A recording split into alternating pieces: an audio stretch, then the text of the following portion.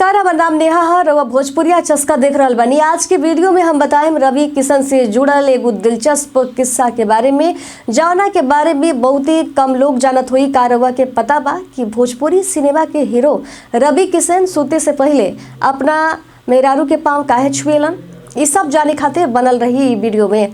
बता दी कि रवि किशन रोज सोते से पहले अपना मेहरारू के पाँव छुए नहीं। एक खुलासा रवि किशन खुद एगो इंटरव्यू में कैले बानी। इंटरव्यू में वहाँ के बतौले बानी कि वहाँ के रोज अपना पत्नी प्रीति किशन के गोड़ छुए नहीं, ओकरा बाद ही सोते जानी। वहाँ के बात बता रहल बानी कि हम ई काम उनका सुतला के बात करेनी, काहे कि जब वो जागत रहेली त ऐसन ना करे देली। वहाँ के ये भी बता रहल बानी कि हम अपना पत्नी से बहुत प्यार करेनी और यही से हम उनका सम्मान में ऐसन करेनी। रवि किशन के कहना बा कि आज हम जहाँ बानी एकर सबसे बड़ कारण वहाँ के मेहरारू बाड़ी। अपना पुरान दिन के याद करत वहाँ के बता रहल बानी कि जब उनका लगे कुछ ना रहे तब कई बेर भूखे सूते के पड़त रहे और वो दौर में वहाँ के मेहरारू हमेशा खड़ा रहत रहली।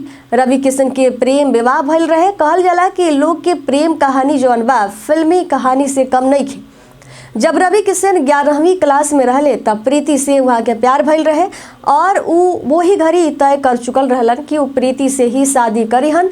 बता दी कि रवि किशन केवल अपना पत्नी के ही ना, वहाँ के अपन तीनों बेटी के भी पाँव छुए नहीं। बता दी कि रवि किशन के 3 गो बेटी और एगो बेटा बा।